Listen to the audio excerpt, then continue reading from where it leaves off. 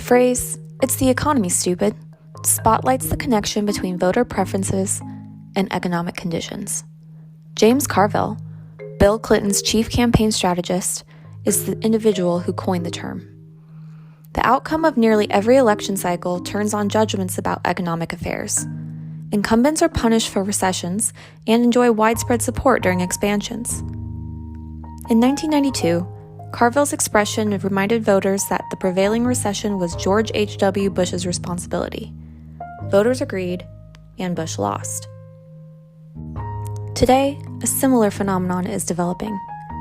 Voters are increasingly skeptical of President Biden's economic policies.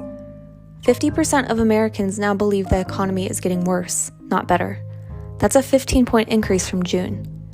The gap between those that think the economy is getting better and those that think it is getting worse is 36 points. That is the largest disparity since Biden entered office. Signs of economic troubles. In a recent Fox News poll, 73% of voters rated the economy negatively, the highest percentage since May of 2020. Supply chain concerns and inflation worries, they fuel the negativity. 71% of survey respondents said that they recently observed products out of stock, and 55% noticed slower delivery times. Almost 40% reported stocking up on food and staples. Inflation tops the Americans' list of concerns. Nearly 9 in 10 are either extremely or very concerned about rising prices. Gas prices are particularly worrisome.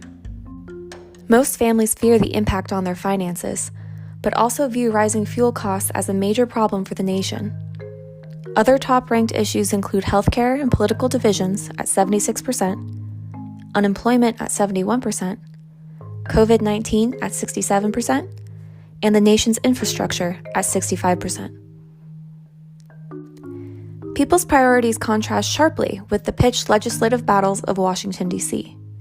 While Democrats and Republicans debate the size and scope of two massive infrastructure bills, the public worries about price surges at the gas pump and the grocery store. People know well that higher inflation lowers their living standards. It affects everyone. Note, infrastructure was far down the list of Americans' priorities. Rising prices and the economy.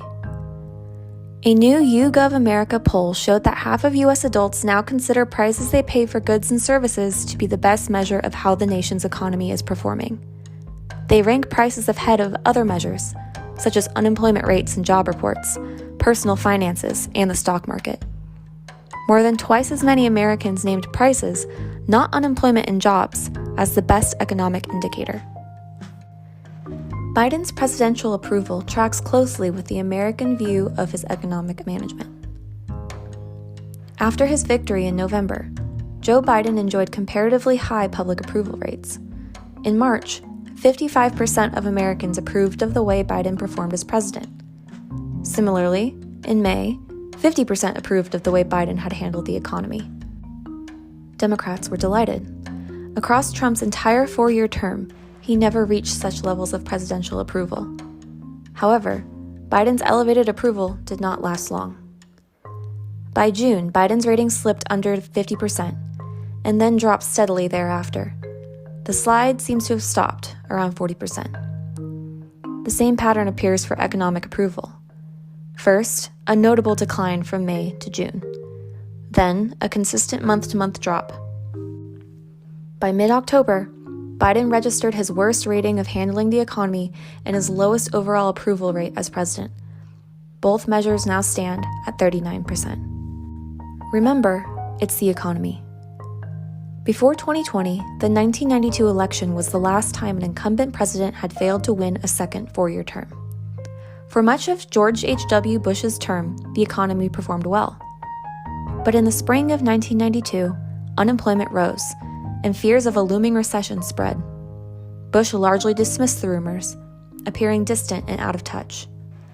Everyone seemed aware of the struggling economy, except for the president. In 2020, Donald Trump also seemed ill-equipped to deal with the most pressing national issue. Trump downplayed the pandemic, de-emphasized its impact, and attempted to reframe the electoral debate. Carville then updated his famous slogan to, "It's the pandemic, stupid," and down went another incumbent president. Incumbents try, but they cannot hide from the obvious. The data demonstrates that Americans recognize surging prices and a modest economy. All the talk about the Fed's policy of tapering, its length and its intensity, and so-called transitory inflation, simply confuses matters and encourages public skepticism and distrust. Ordinary Americans experience inflation every day. A recent CBS News and YouGov poll shows a clear majority, 60%, think Biden is not focusing enough on inflation.